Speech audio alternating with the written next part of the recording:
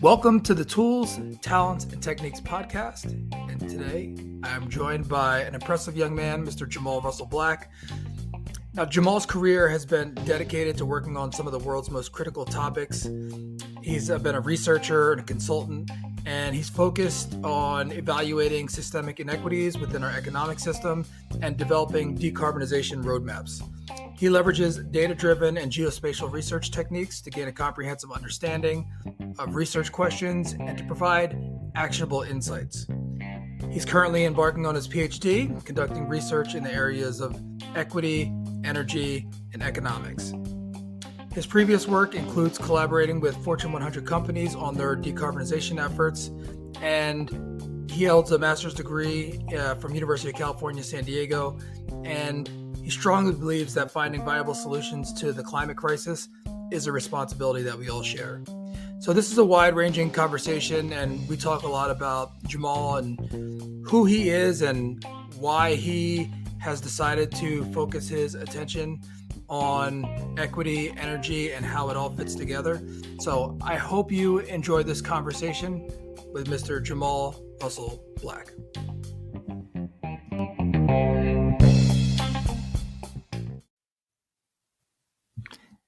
Jamal, welcome to the show. Thank you for joining us.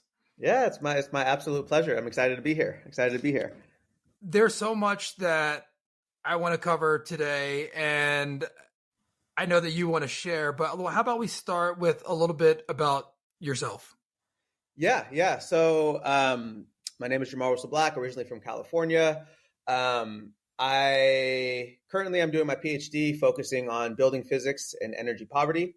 And I'll probably touch on that a little bit more depth later on. But I've had an interesting kind of journey to get to this point where I actually wanted to focus on this specific topic. Immediately after doing my master's program down in San Diego, UC San Diego, I worked in like kind of as a statistician in the education space. I really enjoyed the work, but there was something kind of missing there.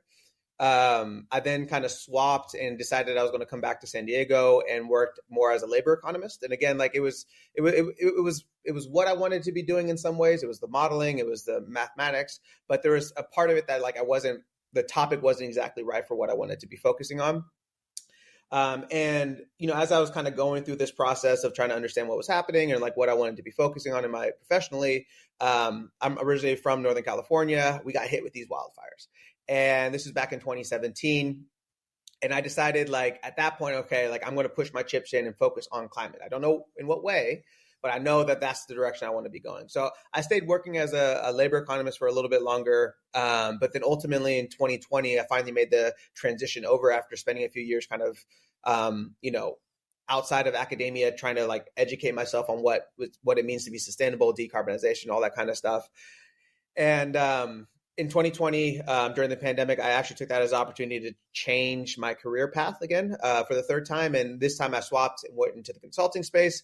I spent the next few years working with kind of tech companies, Fortune 100 tech companies, helping set their kind of net zero targets, coming up with implementation roadmaps to help them meet those targets, and then actually trying to deliver on those implementation pathways. So coming up with projects and programs that would actually help them meet their scope 1, scope 2, scope 3 emissions reductions. And so from there, more recently, I've been working again on that kind of same space, but from the San Diego's perspective. So helping more municipalities, water utilities, the county government, everything based here in San Diego to, again, like address kind of these climate change related issues that are coming up in their respective entities. And then simultaneously, like I said, doing the PhD in building physics and energy poverty. One of the reasons that I thought it was so important to have you on to have these conversations, and you just touched on many of them, but I feel that you are uniquely situated to talk about a lot of these from a lot of different angles. From you mentioned the academic standpoint, your lived experience, which we'll go into depth with, but all the things and finding innovative solutions and finding ways and using different models and how it impacts the micro and the macro and how it all ties together. And having conversations with you, it really is inspiring to know that there's a passion behind the process and how it all ties together. So can you let's go back and just start with how this all came into your frame of reference? How did you get involved and interested in this in the first place? Yeah. And I think a lot of that kind of starts with even from a younger age. And like there's elements, there's elements of like my own racial makeup, and there's elements of kind of growing up within a low income family. And then there's kind of like my family historical things. And I think some of this will be news to you. So I'm glad to like share with you kind of live as I share with everybody else. So, I come from, my mom's white, my dad's black. And, I come from being in Northern California, Sonoma County specifically, growing up, I didn't really feel like I fit into any specific kind of place within my peers. And so that was from the time I was like 5, 6. Like it kind of was the first time my racial makeup kind of came into my mind. And with that, I kind of understood that I was different. I couldn't really say why I was different. I felt different. Some of it was like given identity, meaning that like people kind of assigned me and put me into or tried to put me into a box. And then other parts of it were like my own kind of interpretation of what my identity truly was.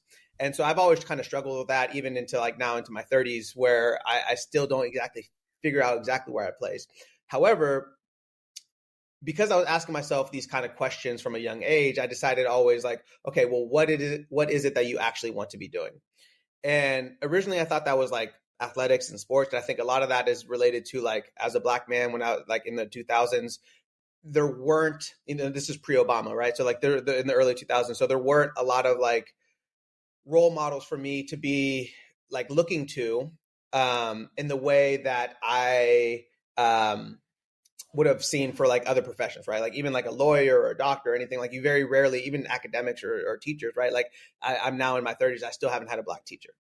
And so like, I think all of those experiences shaped me and decided when I was younger, I was like, oh, I'm supposed to be an athlete. And then when that like inevitably failed, because, I'm 5'7" and like, 180 pounds, like I'm not built for an athlete body for that. And so when I eventually failed, like I had to pivot.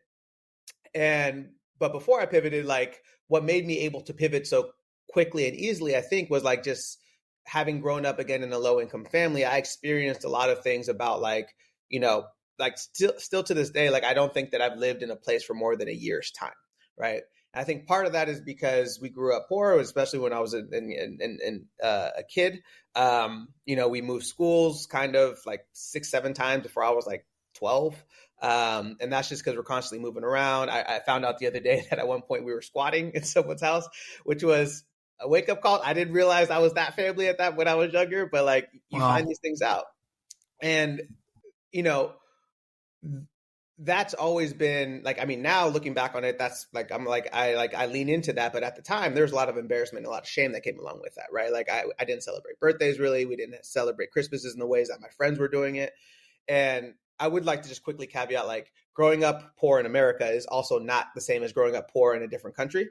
And specifically like developing countries. And so like, I like just like full blanket statement, I recognize that my experience though was tough contextually within the area I was at.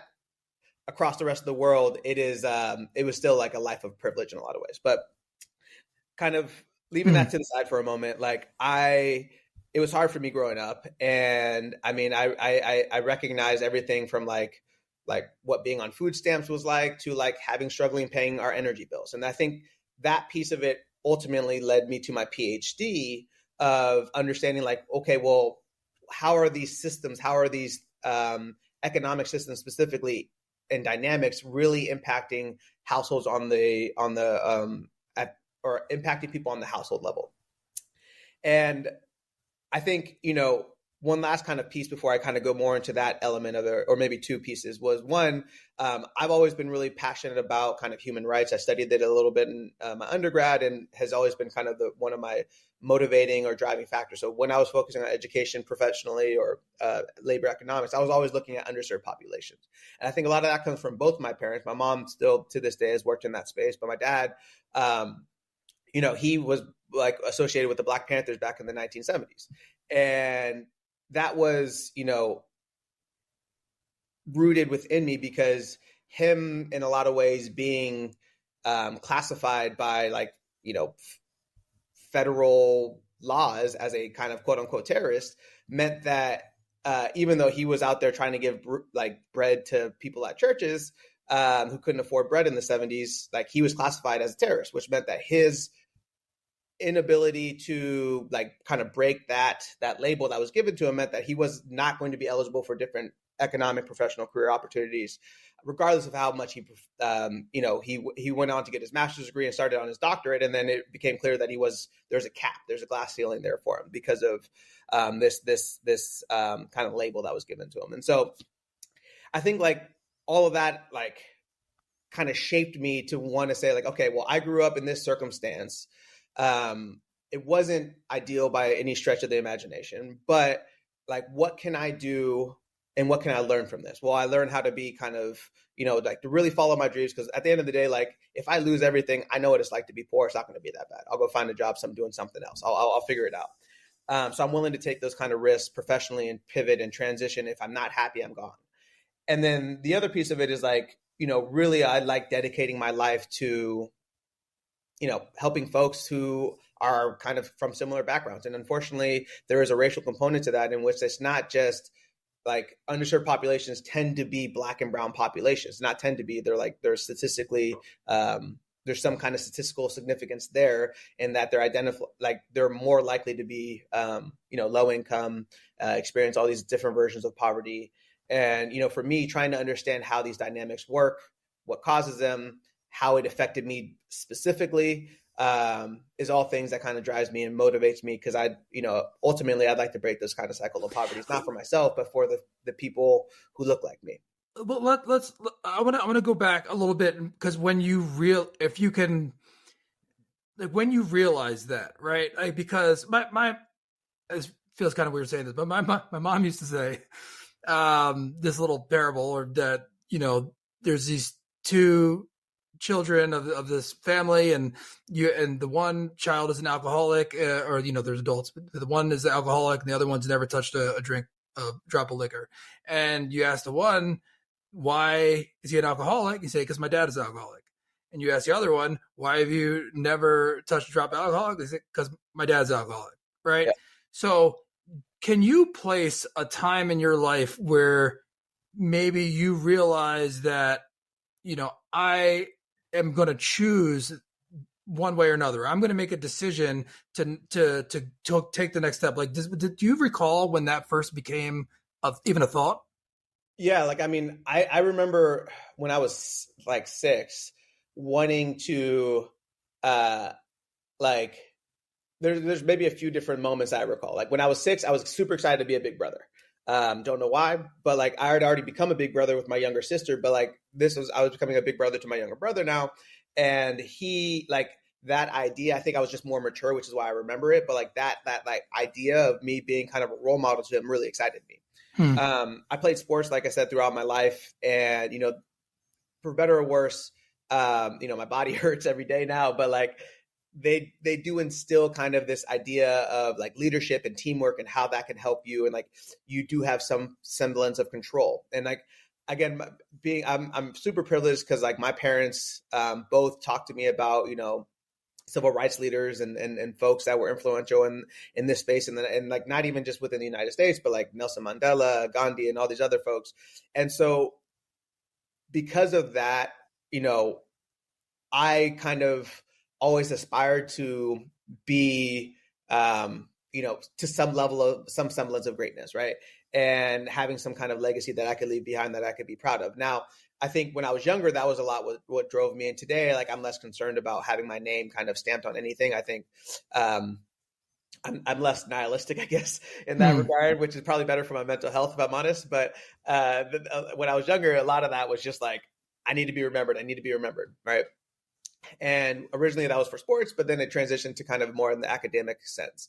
And then like there's a few other things that happened. Like I remember, my mom brought the story up the other day. Like she, when I was in third grade or fourth grade, probably fourth grade, I think they asked me to be like a conflict manager. So like I was one of those kids that went around and like helped stomp out conflict between other kids on the playground and stuff. She was super proud about that. I had completely forgotten about it, but like that was just kind of how I was.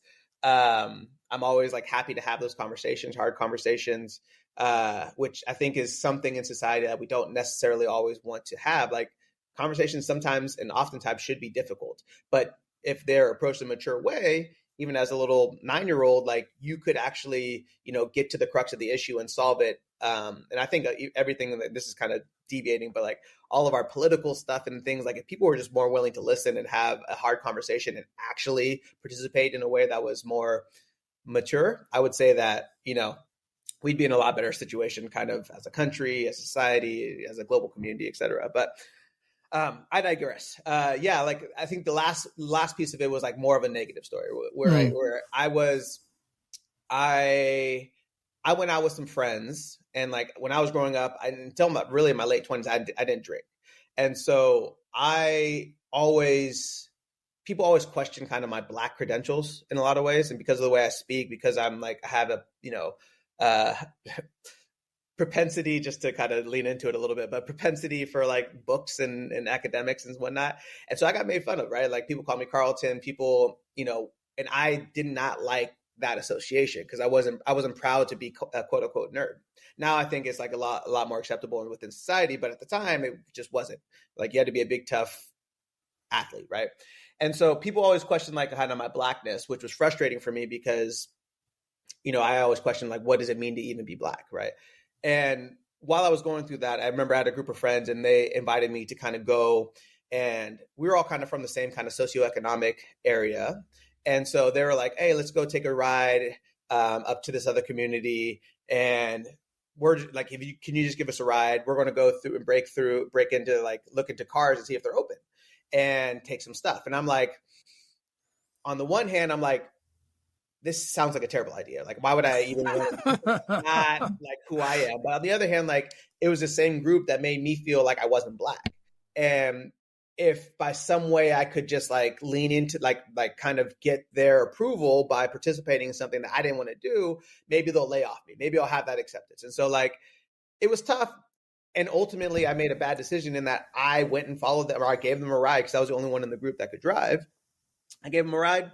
We went up to this community. They ended up like going through like cars and trying to take stuff. Luckily, all of them were locked. So like that was like, please lock your cars because there's stupid kids running around doing stuff as a public service announcement.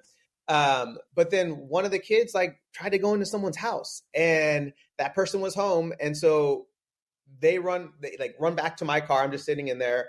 They run back to my car. I like speed off. I have this old broken ass truck and I just like do a getaway, and I just like park the car. And like, I just sat there and I thought, this is the end of my life if I keep doing this. Like I am terrified of going to jail. I do not want to go to jail. I don't want to go to prison. I don't want to be that type of statistic.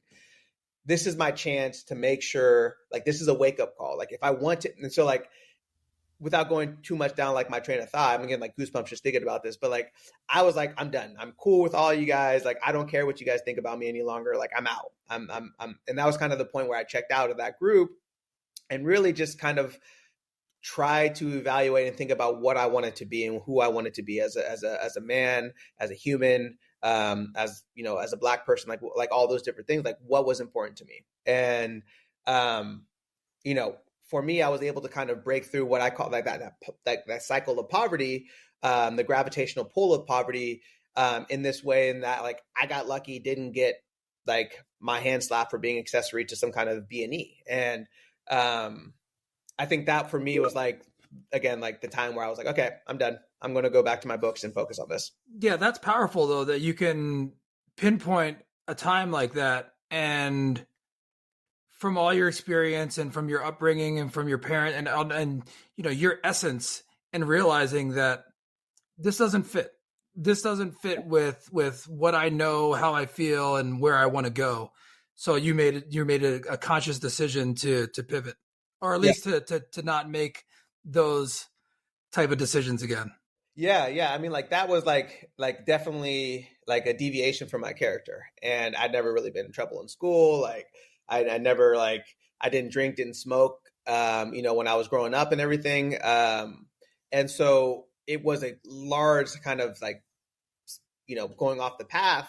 And I was like, why am I doing this for people that don't really even give a shit about me? And that was ultimately what like led me to this. Like, I'm here for, try to psych myself up, but I'm here to kind of, if I really want to be great, if I really want to change the world, positively change the world, like I can't be making stupid mistakes like this. And, even at 16, like that became, very clear in my mind. And so then I was able to kind of, again, focus in and, not to say I haven't done stupid things still, but like stupid things in that level, no, right? Like Yeah. criminal activity, no, and I'm not happy about that. But stupid other things, yeah, probably. Yeah. Well, I mean, just to from my perspective, and one of the things that this resonates with me is that self-awareness.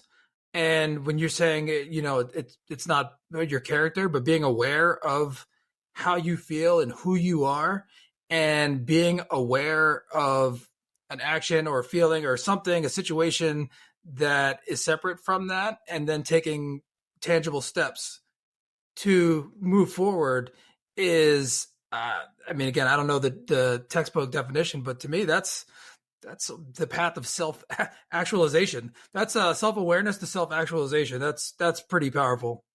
Yeah, and obviously there's a sprinkle of luck in there that like nothing happened. Like these people didn't actually get into anybody's car or steal anything, but like the idea, like, and yeah, I'm just like I said, I'm happy that I did have that self-actualization, that awareness to be like, I'm not happy. This does not make me comfortable in the slightest. I do not want to be in a situation where I'm actually comfortable doing stuff like this or being associated with things like this. Like, so yeah.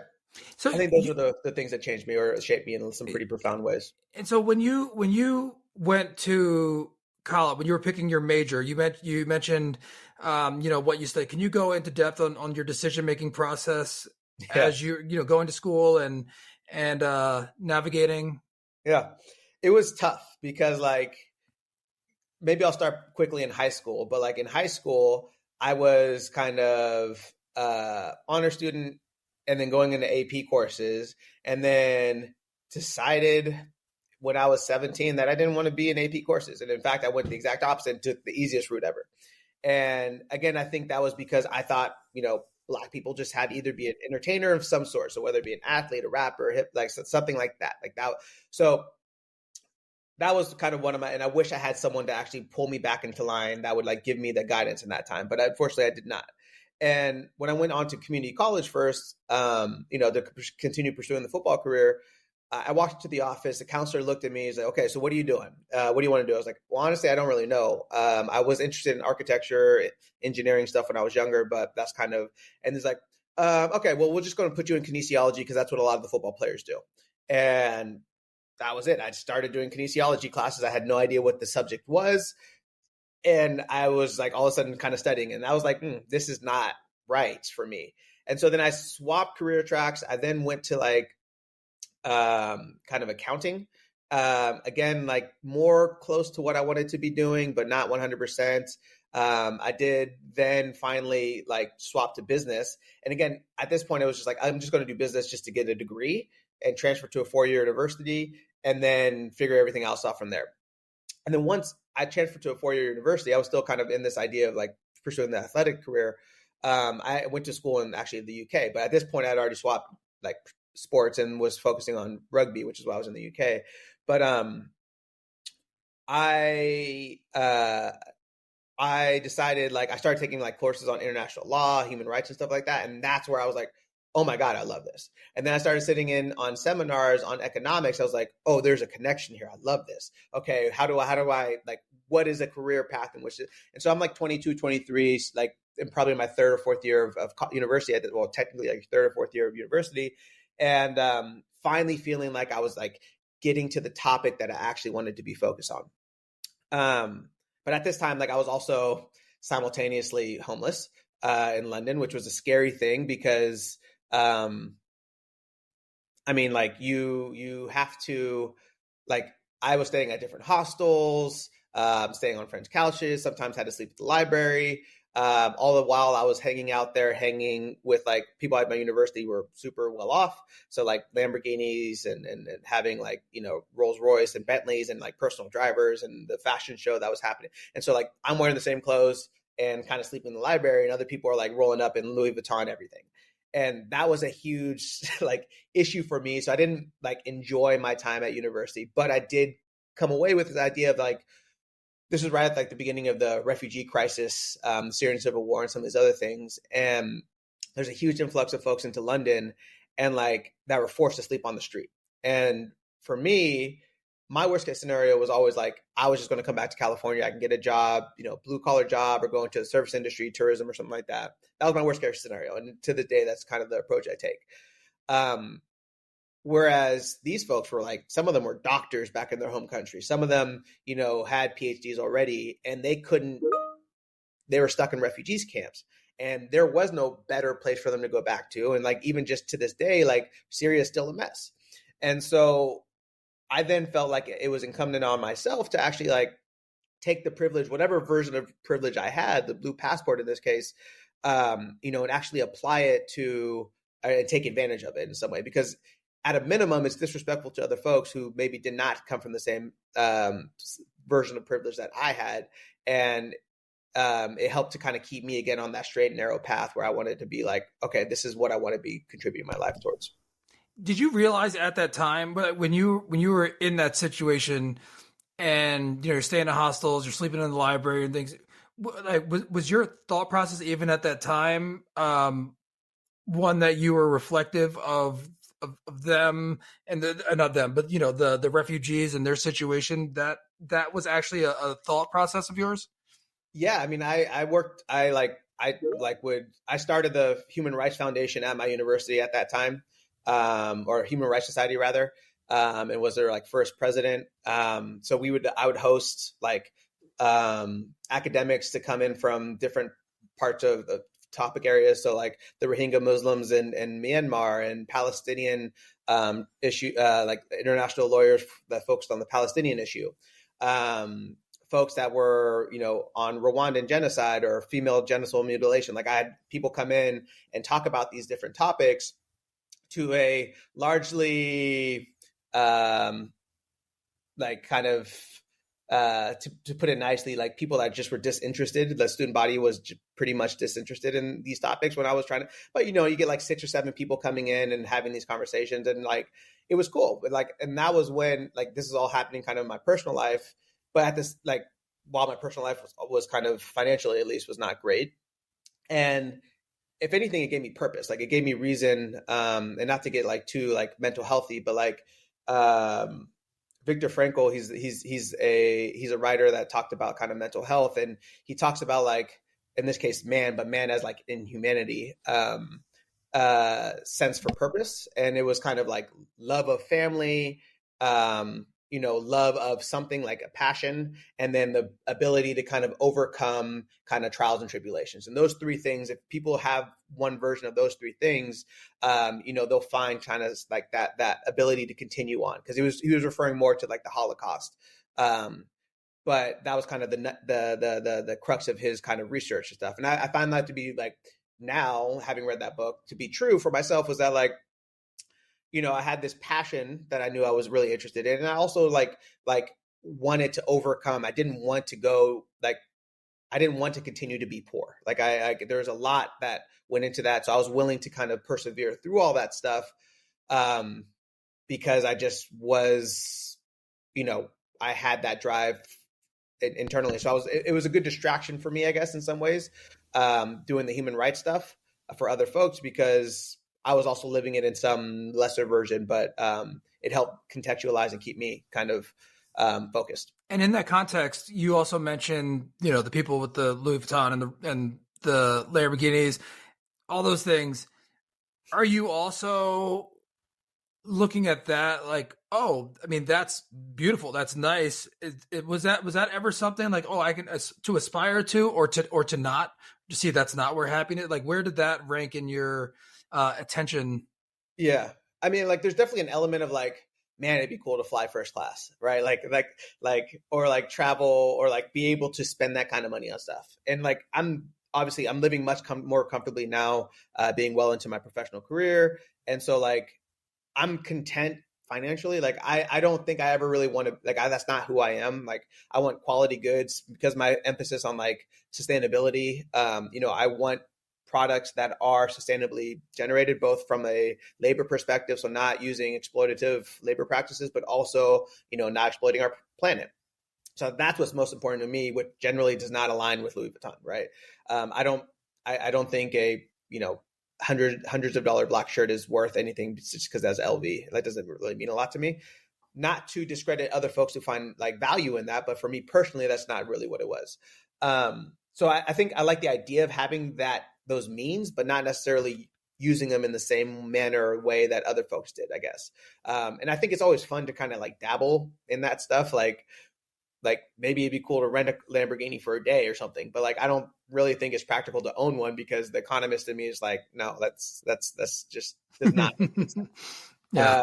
So yeah, I think like my bigger concern was like, there is this the association, and it could just be, my own biases, but like there is a correlation between like kind of their own version of unhappiness and wealth, that like, it seemed a lot of superficial stuff, not surprisingly. And again, this could very well be my own bias and just interpreting all of their things in this lens. But nonetheless, like, I didn't see a lot of happiness in those, behind those, like those clothings, behind those sunglasses, behind, whatever it may be. And so for me, like, I generate my happiness being outdoors, hanging out with my family, loved ones, my pet, and so my dog. And so, And I don't think it really shaped me that much. Well, it seems another one of those instances where, as you are self-aware and you know what makes you happy or where you want to go, and you're realizing that it's not there. Yeah. So I mean, yeah, that's nice, but that's it. Yeah. Because in fairness, like, because of my background, like my propensity for math, statistics, and everything, like I could walk into probably, a lot of like banking, finance kind of institutions, and whether it be stocks or whether it be something else, and like probably pretty well.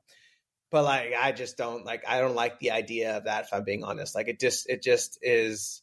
And the other piece of this, and this is kind of going back to my childhood, but like, my mom bought her first house, or was in line to buy her first house when I was like 18, and this was at like 2007. And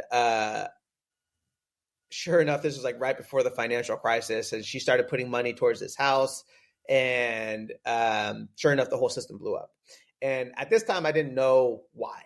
I know Obama was running for president. He was a black president, but like, that was like more or less the extent of my political and economic knowledge, that there was a huge financial crisis happening and Obama was running for president. And like, I was embarrassed by that, because people would ask me, like older people would ask me about like these different things, and like, I didn't have an answer. And like, I don't like not having an answer to something, like something that's even if it's like wrong, like at least I should be able to defend it. But I was just like, I have no idea. And so like, I wanted to better understand how kind of bankers in Wall Street at the time, because we had a few years later, we had like Occupy Wall Street and everything. I wanted to understand how like that led to my mom losing her home, her first house that she ever bought. And that was another kind of one of those moments, those pivotal moments in my life, where I was like, okay, I want to like spend more time focusing on this topic, and we'll figure out kind of everything else from there.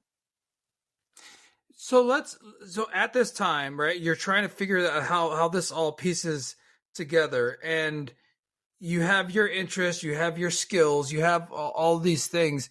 And at that time, and so maybe it's not specifically at this time, but what was your journey into finding your next step in your professional career? Did that moment lead you into the next step in your career? You're talking about like in college? Yeah. So this was in college when this happened. Yeah. This was all my undergrad. So as I was exiting undergrad, I was in my fourth year, and I remember like two kind of things that happened. One, my partner at the time, she asked me, "So you're graduating school, like, what do you want to do?" I was like, "Well, I'm getting a business degree, so I'll probably go into business." And she's like, "What does that mean?" And I'm like, I don't know. I'll go into business. She's like, "You're just going to go into business?" I'm like, that's right. Ooh, I have no idea what I'm talking about, huh? So that was like one where I realized I needed a lot more information. And then two, around the same time, like my professor, I participated in the Model United Nation. We went to New York from London. It was like a huge kind of like, thousands of kids or like college students kind of coming around from around the world participating in this. And I loved it. I enjoyed it. And as we were preparing for that for about like almost 8 months or so, my teacher, took me to the side. So what are you doing after, you graduate? And I'm like, I have no idea. I guess I'll get a job. And she's like, you don't really know what you want to do? I was like, no. She's like, you're going to go get your master's degree. I'm like, all right, I guess I'm getting my master's degree. And so at that point, it never really occurred to me that I could do that, right? But I started looking into it, and I was like, I'm not going to get into any of these schools, but like whatever, I'll just give it a go. And so I knew like London School of Economics was one that I was really interested in. There's a few others in the London area that are like world renowned, that focus on economics. I knew I wanted to focus more on that because of like the nexus between kind of economics and human rights and kind of equity. So I knew I wanted to focus on economics in some way because it was linked to human rights, but I didn't know exactly how to do it. So I knew I needed to go to economic school. And ultimately that, like, I was like, okay, well, let me apply to LSE, let me apply to NYU, King's College, University of California, San Diego, and then a few others who were maybe less prestigious in the space of economics. And I won't disparage their names, so I'm not going to mention them. Fair enough. Those are kind of the four, like my like, oh, I will never get into these schools, but let me just apply anyways. And then like I got into all of them and was like, I honestly thought it was a prank. Like punked was a thing. And I was like, I didn't tell anybody I was going, like applying to these schools because I was embarrassed when I wouldn't get in and I'd have to explain it. But like, I'm getting these letters from these schools saying I've gotten in and I don't understand why. And then like, the realization came that like, I was like, oh, maybe I am like actually good at this stuff. So at that point in time, like I was like, okay, well now I need to pick one. And I end up UC San Diego, like coming from low income background, I always struggled with money. Obviously, I was homeless in London for the thing I talked about here, but I was also struggled in other ways, like as a kid and everything. And that was part of like the story I told to UC San Diego was like, I need, like financially, I just need help. Like this is where I'm back. This is my background and everything. So I applied to a scholarship, and they ended up giving me like a full academic scholarship, Wow. based academic scholarship. And I remember I got that letter, and I was working as a resident advisor. So this was one of the times I was not homeless in London. I was working as a resident advisor for the school, basically helping like study abroad students navigate London and whatnot. And I got like free camping, free campus housing and food, or not free, but like included in my work. And so I'm in my little dorm room, one of the first times in my life that I've had my own room.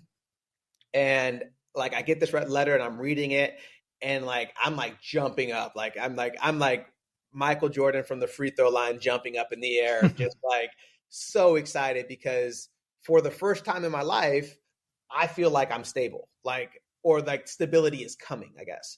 Right. Like, because with this comes, I'm not going to have to move all the time. I'm not going to have to work X amount of jobs while trying to go to school. I can focus just kind of fully on my stuff. And, I sing the praises of UC San Diego, like to this day. Like I sit on the alumni board. My one gripe against them is that they don't have enough, they don't do a good enough job right at this point in time of recruiting people of color, Black people specifically. But like, aside from that, like they help their professors or some of like my closest mentors and everything to this day. And I cannot sing their praises any higher. But at this time, like I still was like, wow, like this is not real. And it's one thing, it's an interesting thing I found about myself. And this is again, that awareness, but like, I'm really good at persevering through and like kind of just keeping like a smile on my face even when I'm not that happy. I'm really terrible at like getting good news or getting compliments. I get so uncomfortable. And so like I didn't even want to tell my parents or my family about this because I knew that they were going to like start, talking to me about it, but like singing my praise and whatever. And I was like just embarrassed by the fact that I was being successful because I wasn't something I was like I don't know, I just wasn't used to it at this point in time. And so that was kind of what took me to UC San Diego.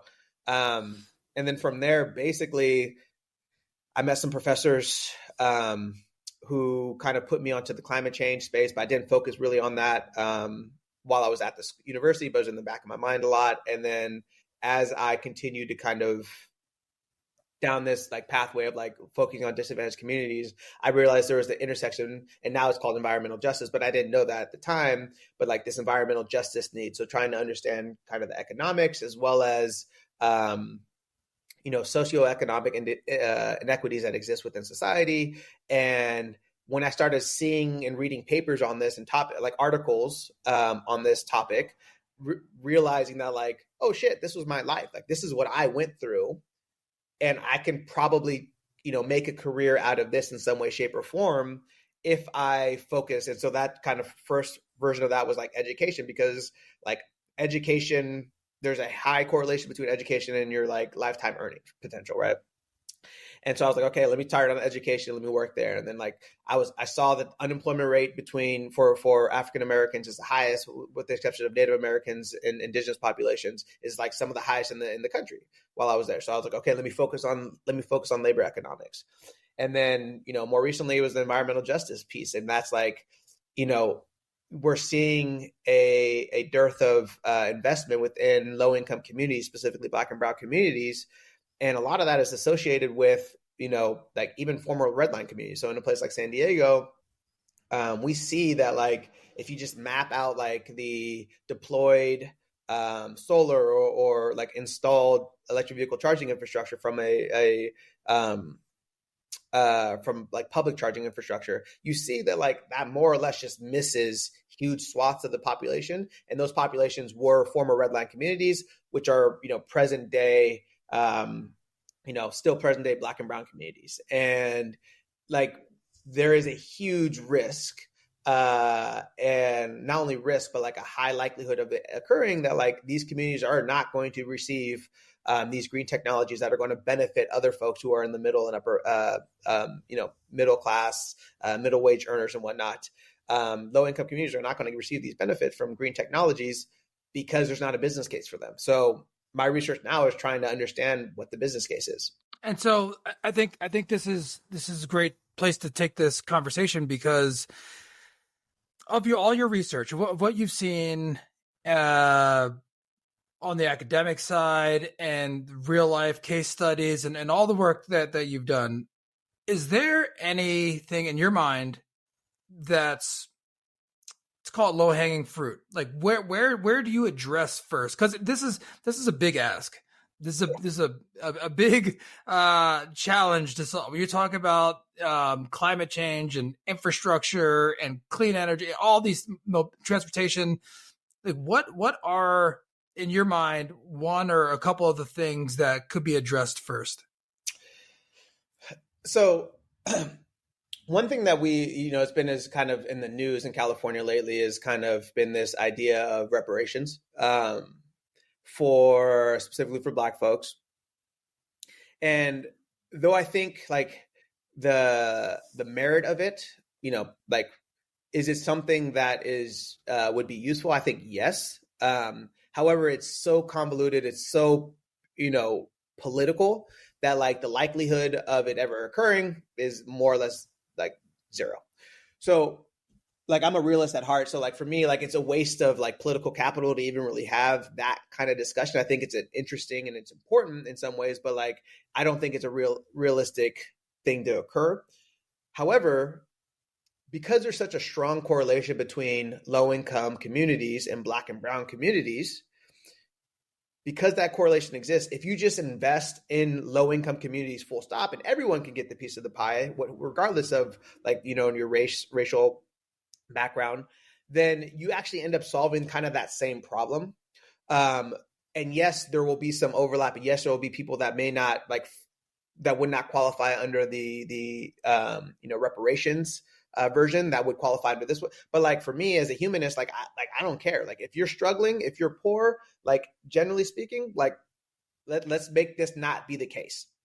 So I think, from that perspective, there is a lot, and we're seeing a lot of, like the Investment and Infrastructure Jobs Act from the federal government has made a lot of this stuff kind of available for like more money available for kind of investing in low income communities and these Justice 40 communities, or in California, it's SB 535 communities.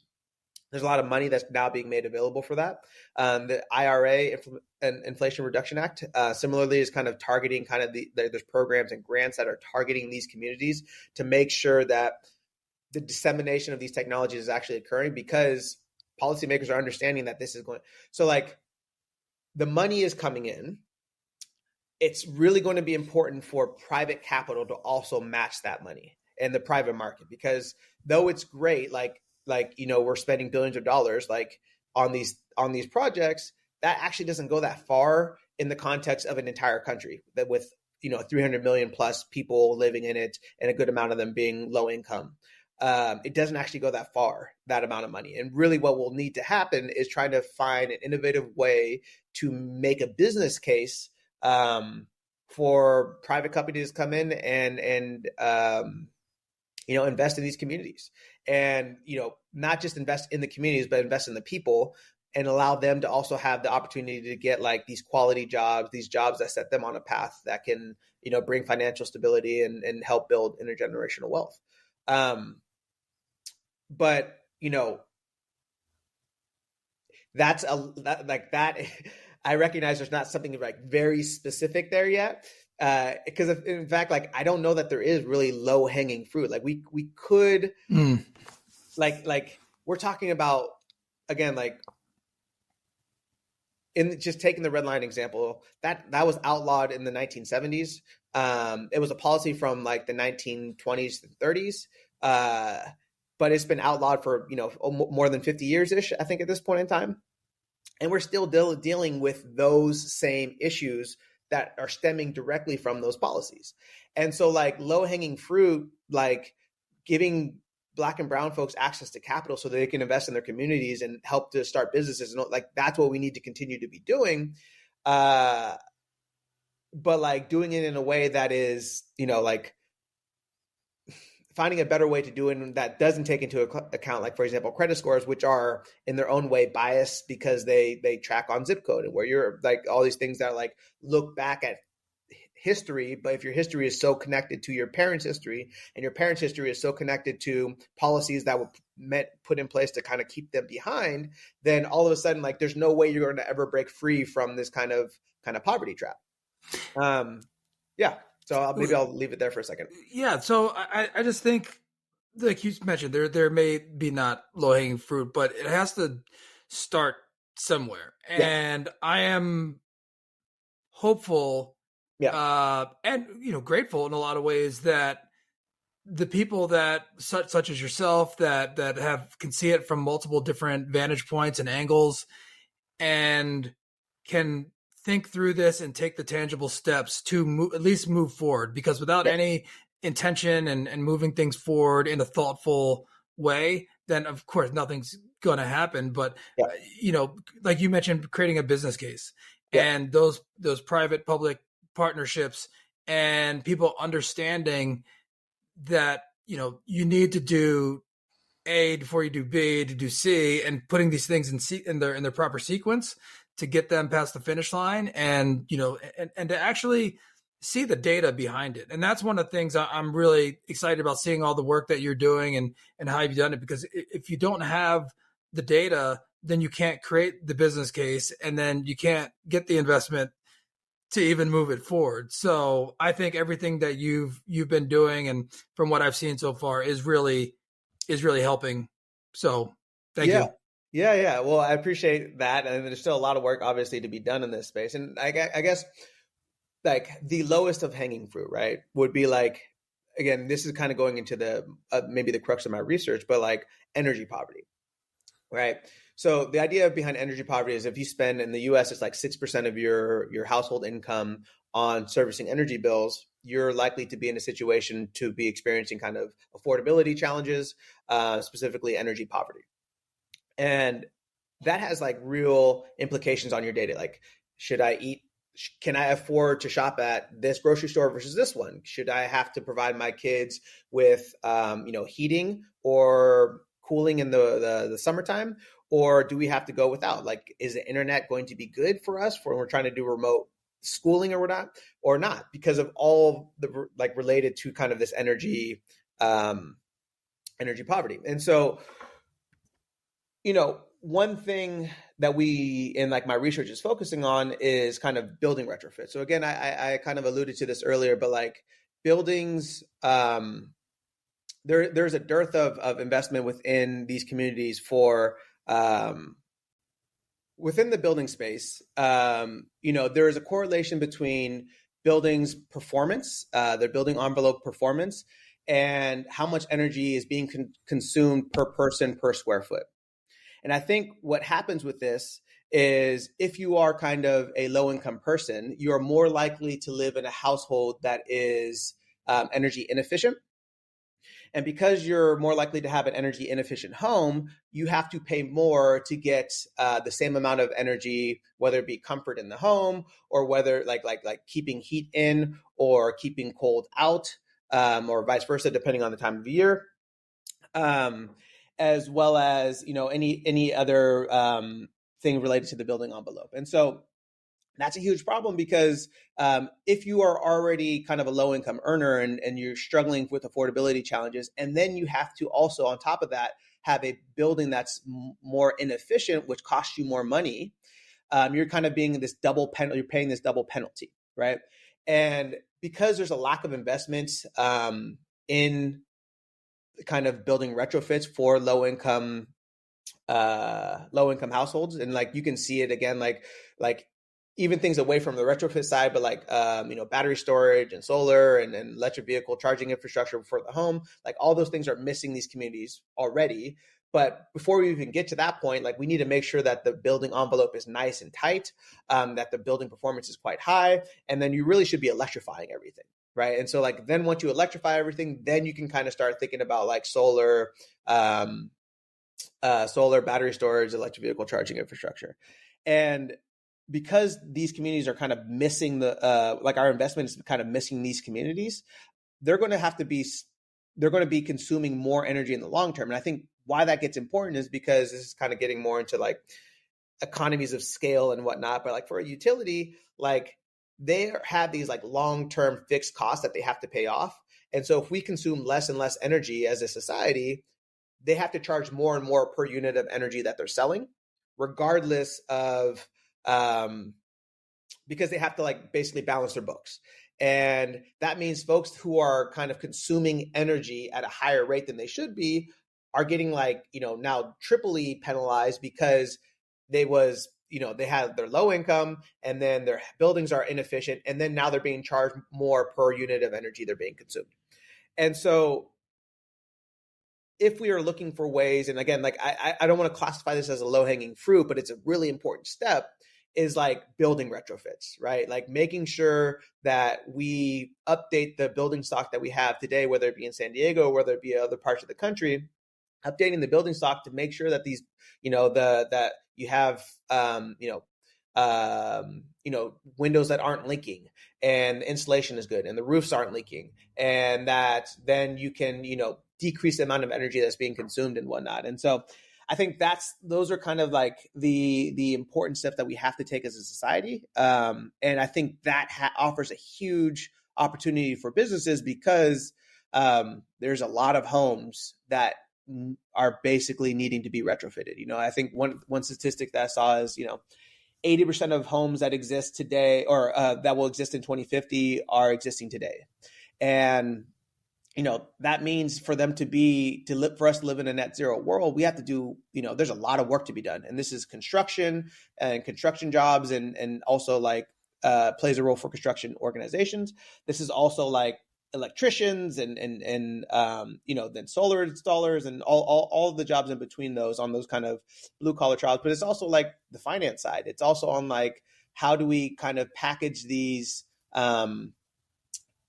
investments in a way that would actually make a business case a lot stronger. And that piece of it is, still very, very complicated. But I think, it's necessary, and it's coming. Yeah. So lots to do there. I mean, I can obviously talk for a long period of time on all this stuff, but there is still. This is the first of many conversations that we're going to be having on this topic, because I know for me personally, it's near and dear to my heart. It's where all these things are converging, similar to yours, kind of a similar but separate track. I didn't come in the academic from the academic side of things, but I see its importance. I see its value. I see how the technology and it can be related to this, and how it can contribute, and the finance piece, and it's all coming together. It's all necessary, and it's happening. It's here, it's now, and it's needed. Yeah, absolutely. And so I'm excited, like, because there's so much changes happening all around us. I think this will be a dynamic industry. It's one of the ones that we, as a society, need to figure out, the building space specifically, because not just from an emission standpoint, like it actually is, associated with a huge chunk, probably, anywhere from 30 to 40% of our emissions is like kind of linked to the building space. And so if we have the opportunity to kind of decarbonize that space, but also do it in a way that is equitable. So I like to think of it as the equitable green transition. So doing it in a way that actually is going to benefit and uplift specific communities that have been historically ignored, then we're in a position where, like, okay, we're using this green transition, as an opportunity to make society a lot more equitable, and give opportunities to folks who have historically been kind of, in many cases, all too often left behind. Yeah. Jamal, thank you so much for sharing your story, your journey, and your insights on all this. I'm going to include your information in the show notes, but in the meantime, is there anything that you want to share before we sign off, or how to contact you, or any other specific items? Yeah, I mean, like this is kind of just going back to like my lack of, for example, Black mentors and whatnot when I was growing up. Anyone that's looking to connect on that stuff, like, please reach out and on LinkedIn. I do make an opportunity or a concerted effort to go speak at universities to provide guidance to young folks who are looking, and you don't need to be Black or brown, just anyone looking for any kind of guidance on how to get into this space, the topics that are trending, or how to skill sets. I think I'm happy to kind of have conversations all around that. Professionally, like I said, I've consulted on loads of things, everything from green buildings and the greening of transportation to, like, actually, setting net zero targets for cities, companies, countries even. And so if you have any questions, I'm pretty easy to find. LinkedIn, Jamal Russell Black. Reach out there is probably the easiest way. And then we can, correspond and go from there. I want to thank you again for your time, and really excited to continue to follow you and work with you in any way possible, because this is exciting stuff, and I'm super impressed with everything that you've done so far. So thank you. Yeah, likewise. I'm so glad we had the chance to connect today and to have this conversation. And I'm looking forward to kind of having future conversations and partnership with anyone that's passionate about this space. All right. Sounds good. Thank you so much. Thank you.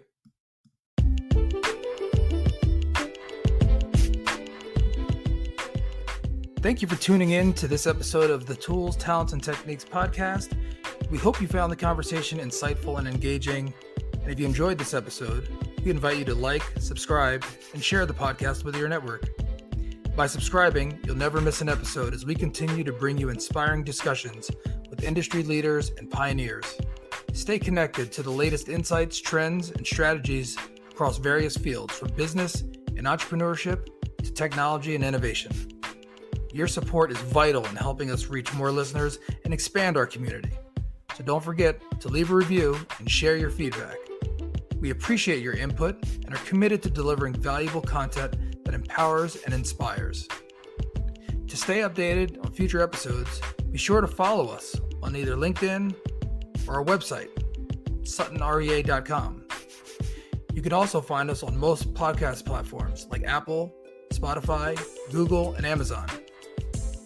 Thank you for being part of the Tools, Talents, and Techniques community. We look forward to bringing you more engaging conversations and valuable insights in the future. Until then, keep exploring, learning, and applying these tools, talents, and techniques to achieve your own success.